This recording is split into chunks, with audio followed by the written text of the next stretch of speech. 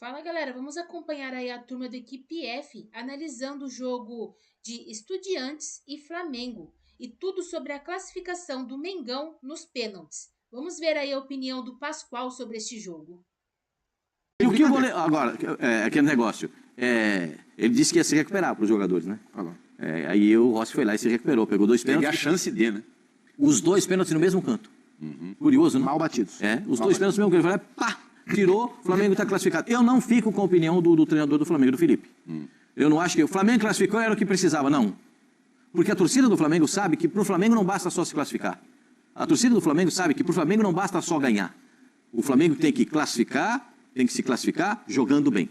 Tem que ganhar sendo superior e jogando bem diante do adversário. Então, por enquanto o Flamengo está classificado. Mas, olhem, eu estou até com a camisa azul clara aqui para falar do Racing. Olho, hein?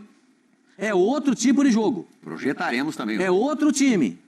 O Estudiantes é um time um pouquinho mais fraco, vai mais no coração, na vontade, na alma. É tudo no coração. O outro sabe jogar. Precisa ter um pouquinho mais de atenção para saber o que vai acontecer. Eu não estou nem um pouquinho surpreso com o que o Flamengo passou. Nem um pouquinho. Olha a minha cara de surpresa que o Flamengo passou. Olha a minha cara de surpresa que o Palmeiras está classificado. Que o Racing está classificado. E que a LDU está classificada? A da LDU doeu um pouquinho. Como é que é a sua cara? Você, eu fico chateado. É? Porque se o São Paulo Tô acreditando. Porque se o São Paulo passa, nós já teríamos uma final praticamente brasileira. Claro, o Pascoal queria Palmeiras e São Paulo. Não acho impossível, não. Acho até bonito ter um Palmeiras e São Paulo. Sim. Agora vai ter que jogar lá na altitude, 2.850, né? Vai ter que trazer para cá. Melhor pegar, o Flamengo vai ter. Melhor pegar o São Paulo do que a LDU. O Flamengo vai jogar num estádio que é a torcida do Racing, ela é diferente da torcida do Estudiantes, que é diferente da torcida do Boca, que é diferente da torcida do Racing. O Racing é uma torcida que empurra o time. Me disseram que a torcida do Estudiantes é a torcida de colégio perto da do Racing. Não, são juvenis perto do Racing. O confronto do Flamengo é bem mais difícil que o do Palmeiras. Bem mais difícil que o do Palmeiras. Apesar da altitude, a semifinal do Flamengo é bem mais complicada. Rafinha, vamos dar um pulo lá no Mirante do Leblon? Eu acho taco a taco. Acho o Racing mais casca grossa. 2.850, Azul? Mas o Racing é bom. O Racing é um belíssimo time, muito bem treinado. E é um time que não dá respiro para que joga, o Gustavo Costas conseguiu fazer, porque ele é assim, com que o time morresse de jogar pelo Racing. Desde o ano passado a Copa Sul-Americana, e aí é assim essa Libertadores. A gente estava lá na final. É aquela loucura. Aquela loucura. Não sei se você estava comigo no dia da entrevista dele, antes do jogo. Sim. Você viu o que ele falou? O goleiro chileno, que era o goleiro chileno.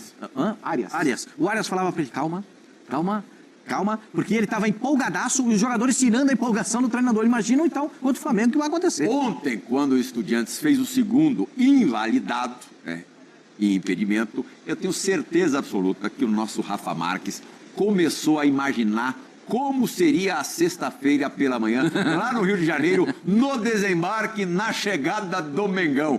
Tô certo ou tô errado, Rafa, meu amigo? Você está invariavelmente, quase sempre, para não dizer sempre certo, meu queridíssimo Plihal. Um abraço a você, ao Zupa, grande parceiro de longa data, ao mestre Pascoal. Mestre, não mereço tanto. Que palavras lindas que o amigo sempre profere a meu respeito. Estou aqui, sou um servo da São Inteiro Dispor. Você é o mestre da vida, um amigo que eu vou carregar sempre no meu coração, você sabe disso. E um abraço ao fã de esporte que está conectado com a gente aqui dentro do Equipe F. Plihal, na verdade, pensei sim. Aqueles segundos entre o momento do segundo gol do Estudiantes e a anulação confirmada pela equipe de vídeo da arbitragem foram segundos eternos, né? Fiquei imaginando já a crise que teria que ser contornada no Flamengo diante do que é para o torcedor o grande mote da temporada. O torcedor do Flamengo não quer ser campeão brasileiro? Quer ser campeão brasileiro. Mas o torcedor do Flamengo não abre mão de ser campeão da Libertadores. Quer o tetracampeonato, quer jogar a Copa Intercontinental, garantir vaga já no Mundial de Clubes de 2029. O torcedor do Flamengo gosta muito da glória eterna. Então, seria uma situação altamente impactante o Flamengo voltar da Argentina eliminado pelo Estudiantes. Tem uma diferença técnica, né, entre os dois times, embora ontem o Eduardo Domingues tenha dado uma injeção de ânimo na sua equipe. A atitude do Estudiantes realmente foi muito pesada e contrastou, né, com a letargia do Flamengo, muitos jogadores rendendo abaixo do que podem render.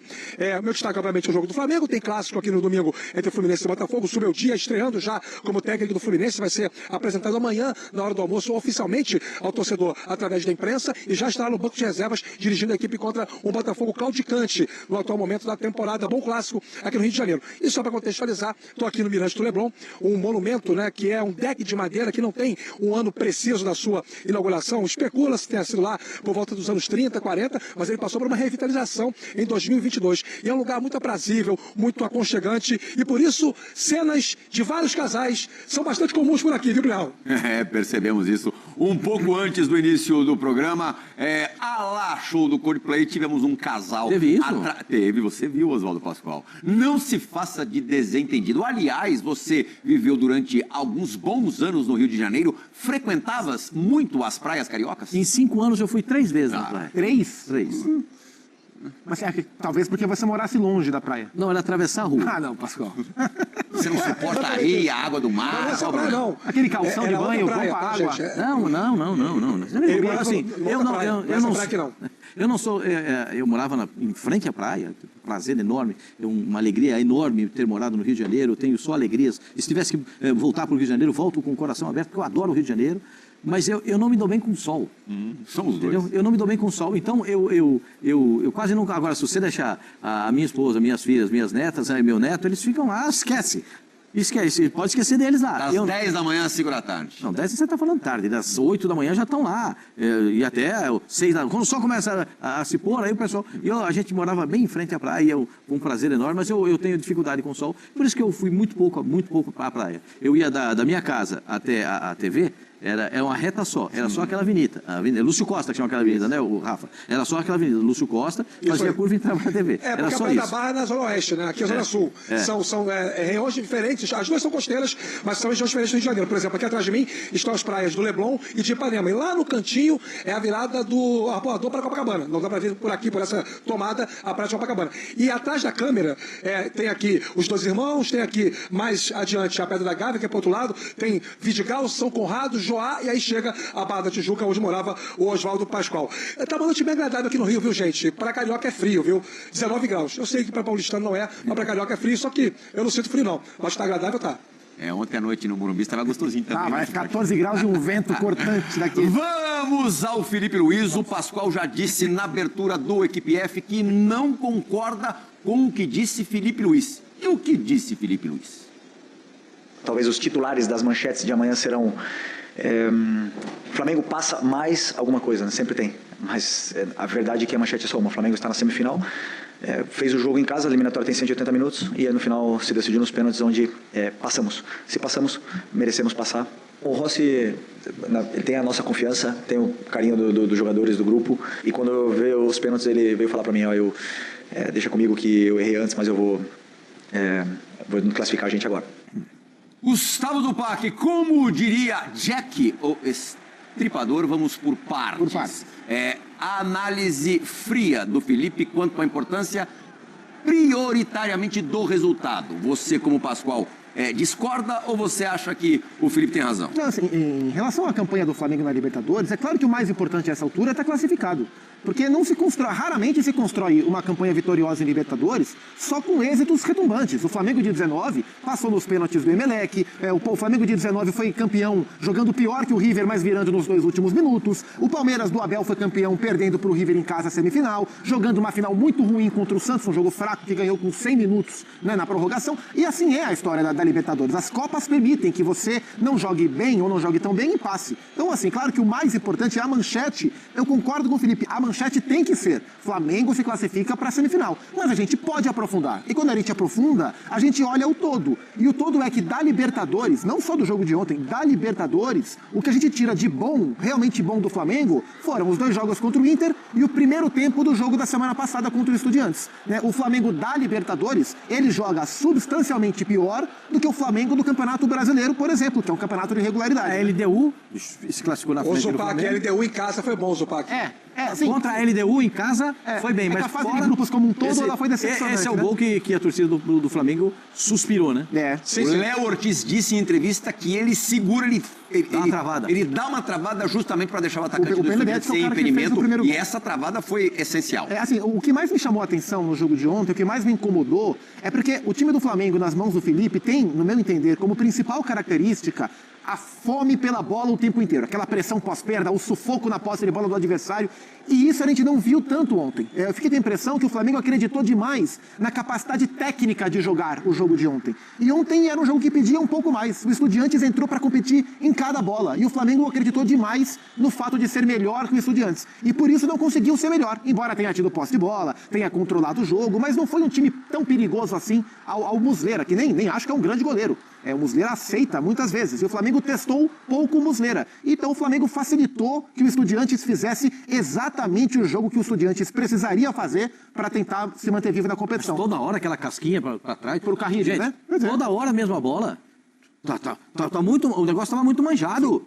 A bola sai do zagueiro, ou sai do volante, para chegar, vai no centroavante para dar uma casquinha para quem vem de trás na velocidade. Isso é mais... Mas Guido Carrillo fez um bom jogo. Olha os números do Carrillo na partida de ontem. Criou uma chance, venceu 18 duelos em cima exatamente do que acabou de dizer o Oswaldo Pascoal. Venceu 11 dos 18, né? Duelos aéreos 14 e dos 14 venceu a grande maioria também 10. E fez o gol do jogo de ida que colocou o time vivaço ontem lá em La Plata. Agora, o Flamengo tem... Por isso é que eu não concordei com o treinador do Flamengo, com o Felipe Luiz. Porque eu acho que a classificação veio aqui, ó. Suada. Alguns jogadores abaixo do que eu esperava. O Alexandro ainda não me convence na lateral esquerda do Flamengo. O Jorginho fez um jogo abaixo do que ele pode render. E a gente tem que entender, ele não participou da última partida pelo Campeonato Brasileiro. Estava voltando de lesão e a gente tem que entender. Saúl jogou de novo uma enormidade. O debochado, que o fã número 1 do debochado sou eu. Não tem fã maior do Arrascaeta do que eu. Não fez um bom jogo. Mas ele é capaz de decidir uma partida. Mas ele não foi bem ontem. Pedro, não foi bem ontem. Não foi bem. Assim, ontem o jogo foi daquela do estilo Libertadores dos anos 80. Para quem não viveu o Libertadores dos anos 80, dos anos 90, ontem teve um pouquinho do que é. Um pouquinho, hein, gente? Um pouquinho, porque era muito pior que isso. Mas a chegada e tal, e o braço, às vezes o que está correndo, o braço fica longo, sabe como é que é? Às vezes ele vai correr, ele precisa dar uma passada longa, o braço vai muito para trás, às vezes a chegada vem aqui, pega duro. Então, é um pouquinho daquilo que acontecia nos anos 80, nos anos 90, a gente viu ontem na Libertadores da América. Antes da gente entrar na história do Rossi neste jogo, Rafa, a gente sabe que o jogo da Libertadores, um jogo de Libertadores, é muito diferente do jogo do Campeonato Brasileiro. Enfim, os times são mais matreiros, é um jogo ali que tem um caráter decisivo de que se você bobear, você vai embora mesmo, mais ou menos como acontece em Copa do Mundo. Claro que isso muda a forma do Flamengo jogar. Mas por que você acha que este Flamengo, também tão cascudo, tem dificuldade em se adaptar a jogos de Libertadores? É uma pergunta interessantíssima, viu, Plihal? Porque ela permite uma série de análises. Você pode fazer uma análise comportamental, você pode fazer uma análise técnica, ou você pode fazer uma análise psicológica. E qual a diferença entre psicológica e o comportamental? Quando eu falo sobre comportamental, que o Flamengo notadamente é um time muito mais poderoso, insinuante, incisivo, fatal quando joga no Maracanã do que quando joga fora de casa. Isso não é só para jogos como a Libertadores, não. Isso também é para jogos do Campeonato Brasileiro, isso também é para jogos do Copa do Brasil, tirando aquele jogo contra o Atlético Mineiro lá. O Flamengo tem, normalmente, problemas de identidade quando atua fora de casa. Eu acho que o torcedor sabe disso, tanto que aposta muito no Maracanã como um fator diferencial para poder alcançar suas metas. Esse é o comportamental. O psicológico a partir do momento que as coisas não se desenvolvem no campo como o Felipe Luiz planejou, e aí cabe uma ressalva ao Felipe Luiz, a quem eu atribuo muito mérito no trabalho que desenvolve à frente do Flamengo desde o ano passado. Disse outro dia aqui, na ESPN, salvo engano foi no Sport Center, que acho que o Flamengo tem que resolver logo a renovação de contrato do Felipe Luiz, se entende que ele é o cara mais talhado para dar sequência ao trabalho por mais 1 ou 2 anos. Isso independe do resultado final do campeonato, da temporada, tanto brasileiro quanto Libertadores. Mas ainda é um técnico em formação. Todos nós somos profissionais em constante formação, e o Felipe Luiz, por ser muito jovem na função, está muito longe de estar pleno na função de técnico de futebol.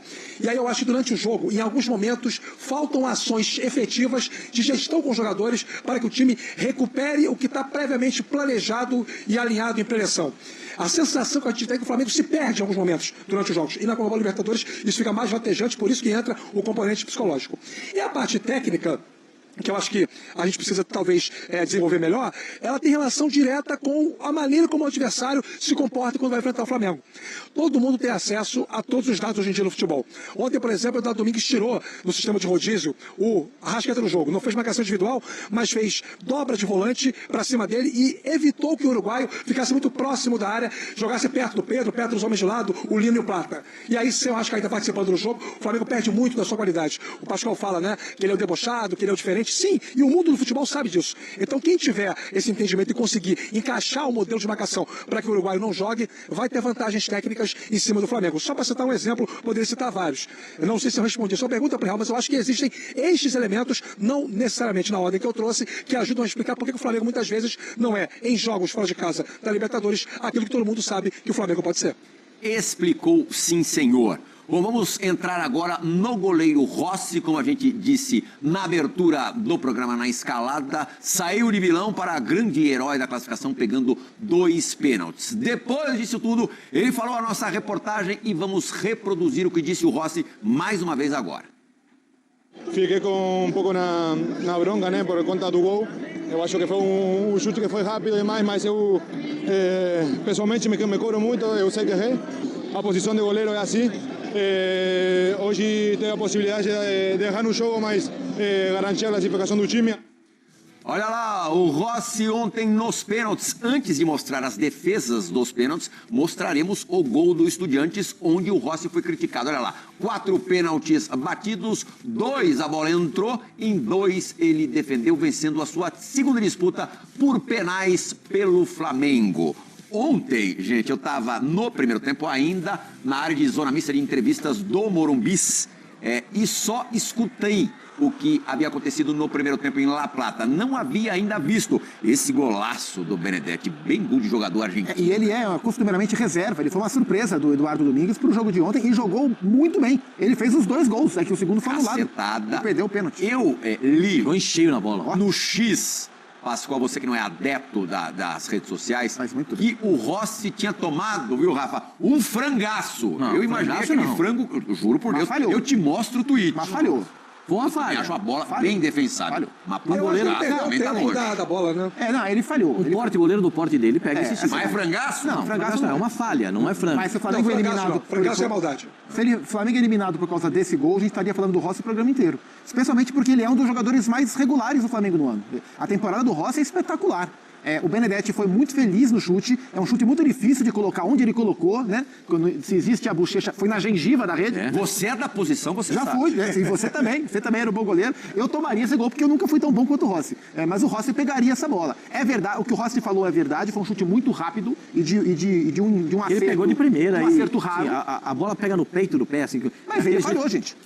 Fortíssimo. Mas era defensável. Eu não coloco como frango. A minha versão de frango é um pouco diferente, porque um chute desse, você tem que analisar a distância para o goleiro, a força do disparo, como é que a bola chega. E a bola foi muito em cima dele. Acho que ele demorou a reagir. E se ele reage rapidamente, ele faz a defesa E com a as bola duas mãos. foi na direção dele. Ele demorou a reagir, ó. Na hora que ele vai reagir, a bola já tinha passado. Ele não reage. Pode tomar susto, mas ele tomou susto, né? Ele não reage no tempo que a bola que precisava, tá vendo? E o futebol ele é tão F3 pontinhos que ele dá essa oportunidade ao goleiro de se redimir na hora dos pênaltis. E tem aquela máxima, ele né? deve ter torcido pro Flamengo não empatar o jogo no tempo normal, né? E tem, Vai pros pênaltis, e né, tem Pascoal? aquela máxima de que o cara que faz o gol no tempo normal vai perder o pênalti. Isso acontece sempre. Ó, isso não falha. E ele foi lá e pegou o pênalti do E outra Benedetti. coisa que é zica também, o cara gritar gol antes da bola Isso não entrar. pode. Isso aí é pra tomar tapa na orelha. Isso, vou falar você. Tá no estádio. O cara vai gritar gol antes? Antes da Ou bola tapa na orelha, Pascoal. Toma. Somos contra a violência, mas nesse Não, caso, leve. ela é O cara válida. gritar gol antes da bola entrar, isso é uma exceção. Isso é uma zica, hein? Não pode. Isso é uma zica, isso é uma geladeira. Isso aí é um cara muito gelado pra acontecer um negócio dele. Mas o Rossi, O Rossi é subestimado. não, eu acho que ele é valorizado. Você acha? Por mim, pelo menos, eu acho um baita goleiro. Cara Ele que... Colorado tá dizendo o contrário, ele acha super É que a estimado. questão do Rossi é que ele é goleiro que aparece gosta do mais, Rocher. é goleiro de time ruim. O Rossi é goleiro de time bom. Goleiro de time bom trabalha pouco. O goleiro do Mas ele Santos pega pra caramba. O goleiro do Santos faz em média 15 defesas por jogo. Pô, você é cansado. Por quê? O Brasão tem cada tropa. Tu faz quase umas 20. Ele é corajoso. O Brasão é maluco. Ó, Léo Jardim, Hugo Souza, Brazão, esses caras trabalham toda hora. É muito Brasão é trabalho. muito doido. Ele vai mesmo Não, enfiar a cabeça e no ele é goleiro. arrojado, Então, goleiro que tem. Os caras chutam muito no gol, tem problema, né? Agora, tem goleiro que chuta pouco. O São Paulo, os caras chutaram 3 bolas em 2 jogos e fizeram 3 gols. Mas não foi culpa do goleiro também, goleiro coitado. Janta. Mas o Rossi trabalha pouco. Quando trabalha bem, muito bem. Raramente falha. Não, ontem ele falhou. Não, o Rocha fez defesas importantes pro Flamengo, claro, defesas decisivas, e ontem falhou, falha, normal. Ele ficou chateado, ficou na bronca, e tem que ficar mesmo, porque é um cara profissional. Do jeito que ele joga no incomparável, no Flamengo, que é um time espetacular, maravilhoso, tem de tudo para ele dar sequência na carreira de maneira brilhante. E ele comete esse tipo de falha, eu acho que ele fica chateado. Mas você não pode dizer que ele tomou um frangaço. Opa, sozinho. Incomparável foi a cobrança de pênalti do Léo Pereira. Ave Maria, e ele estava nervoso, você viu ele que ele botou a bola? Lá no ferro, precisa ter coragem. Que personalidade. Não, precisa ter coragem. Essa é do Jorginho. Do Jorginho também do Pulim. Não é mole não, hein? Não, essa do Pulim me dá frio na barriga. Não conta nada pra ninguém, isso dá frio na barriga. O goleiro não acha nunca. Não, mas olha isso. Que isso? Luiz Araújo. Virou pé. Claramente agora, o Flamengo pegou o pênalti, né? Foi o Carrascal. Essa o Carrascal. O Carrascal, o goleiro acerta aí o quarto, mas a bola foi lá, na bochecha. Aí sim, ó. Ave Maria. Olha lá, e aí ele saiu. Mais ou menos. Que marra, hein, Pascoal? Que marra, hein? Bem mais ou menos, Léo. Bem mais ou menos, né, Léo? Foi lá no ferro, precisa ter coragem pra bater um pênalti assim. 4 pênaltis muito bem batidos, esse pênalti tem que bater assim no goleiro do sem Corinthians. dúvida. Porque senão ele pega. Não, e assim, o Zupac falava sobre o Muslera. O Muslera está há tanto tempo nisso, né, gente? É um goleiro experiente, um goleiro vivido. Realmente não é dos grandes goleiros, também não é um cara que falha constantemente e tal, mas assim, alguns pênaltis que o Flamengo bateu ontem, podia ser aí, sei lá, o Gordon Banks, podia ser, sei lá, se tem outro, o Dassaev. Alguém lembra do Dassaev, que goleiraço que tinha na União Soviética ainda? Podia ser quem fosse, né? Podia ser Sepp Maier, não importa, não pegava de jeito nenhum. Porque foram pênaltis extremamente bem batidos. O do Léo Pereira realmente foi uma cobrança de muita autoconfiança, né? Não é só treinamento. Para mim, pênalti, gente, é uma mistura de 3 aspectos, todos com a letra C. É condicionamento, que vem do treino, confiança e concentração. Você pega esses 3 elementos, conjuga bem e faz o gol. Não tem como não fazer. Quem consegue ir bem nos 3 elementos vai fazer o gol de pênalti, porque a condição do batedor é muito mais favorável do que a condição do goleiro. Isso não sou eu que estou dizendo, né? Quem está dentro do futebol há muitos anos sempre diz isso. O Flamengo foi cirúrgico. E sobre o Rossi, nós temos que falar uma coisa importante nesse momento, hein? E que é o tema aqui no programa. O Rossi chega em 2023 para resolver um dos problemas crônicos que o Flamengo tinha até então. E alguns dos elementos que eram debatidos na época era que o Flamengo não tinha nenhum goleiro 100% confiável. Hugo Souza era confiável até falhar bizonhamente contra o São Paulo. O Santos era confiável até começar a ter problemas de bola aérea. O Matheus Cunha era confiável até começar a se posicionar mal e tomar gols bobos. Quando chega o Rossi e com pouco tempo ele já assume a titularidade, ganha essa sequência, 2 anos no gol do Flamengo, o Flamengo tem ali uma situação resolvida, equacionada. Ele está entre os melhores goleiros do Campeonato Brasileiro? Talvez não precise estar porque a bola pouco chega. Ele é goleiro da seleção argentina? Não é goleiro da seleção argentina. Mas é um baita goleiro. É um goleiro que pouco falha. E ele chegou para resolver. Sabe aquele jogador? Você passa um tempão debatendo que aquele time tem aquele problema X. Aí o cara chega e ninguém mais debate o problema. O Rossi chegou para soterrar qualquer debate sobre o problema gol do Flamengo. E se a gente parar para lembrar, o Flamengo se classifica na última rodada da fase de grupos, no jogo que era para ser muito fácil contra o Tátira, e foi 1-0 apertado, com o Rossi pegando uma bola que talvez fosse anulado se a bola entrasse, mas talvez não, assim, com o pé no finalzinho do jogo. Então, assim, o Rossi é um cara muito importante nas vezes que o Flamengo precisa dele. E sobre o pênalti do Léo Pereira, claro, é o pênalti que mais chama atenção, mas eu acho que antes do Léo Pereira é o Cetré, o pontinha colombiano do Estudiantes. E ele também mete no trinco com uma força, assim, tirando os 2 que bateram mal, que o Rossi pegou os 2. Na última bola do jogo ele tentou a bike. É isso. Maluquete. Tirando os 2 que perderam, todo mundo vai ter muito bem. O Cetré entrou bem. Ele é o jogador rápido que tem Estudiantes. Ele entrou bem. Inclusive, ele bateu 2 bolas de fora da área. Uma, o Rossi foi. E na segunda, que a bola começa a sair do gol assim, eu só tô olhando ver os... E a zagueirada ali não ia dar pro Rossi, não. Não, a zagueirada olhando pra trás pra ver o Rossi, e o Rossi pendendo pra direita e a bola pendendo pra esquerda. Ele falou, Jesus, isso aqui vai entrar. E passou pertinho da trave. Foi um grande momento também da equipe do Estudiantes. O jogo foi osso. Quem pensa que, assim, quem vê placar não viu o jogo. É a mesma história do jogo do Palmeiras. Eu me lembro do senhor do primeiro jogo. Eu me lembro do senhor do primeiro jogo. Eu acho que... Menos de 2 eu nem sorri. Menos de 2 eu nem ia achar graça. Menos de 2 eu ia achar graça. Classificou nos O pênaltis. Flamengo era para ter metido 5 no primeiro tempo no Maracanã. 5 obrigado, sobras. Eu vi jogo do Zupac na bancada do Maracanã. O Zupac, a gente começou isso na bancada do Maracanã da imprensa, lá na Zupac. O Flamengo teve chance para meter 4, 5 no primeiro tempo. E aí quando termina 2-0 no Maracanã, sabe qual é aquela sensação? Aquele entre olhares das pessoas no Maracanã? Se os caras fizeram gol, aí o Plata é expulso. Aí que você pensa, olha o jogo oferecendo aos Estudiantes a oportunidade de se manter vivo na disputa. Aí o Guido Carrillo faz o gol, faz o gol no finalzinho. Aí você tinha certeza que o Flamengo ontem ia para uma guerra, como foi, e acabou saindo vitorioso dela. Agora, O Flamengo treinou nesta sexta-feira em Buenos Aires antes de embarcar para São Paulo, onde enfrentará o Corinthians às 20h30 de domingo, pelo Brasileirão. Depois do jogo desgastante contra o Estudiantes pela Libertadores, Felipe Luiz deve poupar alguns jogadores. O treinador terá um desfalque na Neoquímica Arena. Suspenso pelo terceiro cartão amarelo, Ayrton Lucas não está à disposição do Flamengo. Com isso, Vinha pode ter chance como titular se Alexandro for preservado. Felipe Luiz vai ter um último treino para comandar no CT do São Paulo na manhã deste sábado para encerrar a preparação. Uma provável escalação tem Rossi, Royal, Danilo, Léo Pereira ou Léo Ortiz, Vinha, De La Cruz, Jorginho ou Alan, Arrascaeta ou Carrascal, Luiz Araújo, Samuel Lino ou Cebolinha e Bruno Henrique. No último jogo pelo Brasileirão, Felipe Luiz chegou a preservar 6 titulares do clássico contra o Vasco no Maracanã. Cenário que pode se repetir, talvez com menor número de poupados. O Flamengo é o líder do campeonato com 51 pontos, um à frente do Cruzeiro, que tem um jogo a mais, e 2 de vantagem para o Palmeiras, que tem uma partida a menos em relação ao rubro-negro.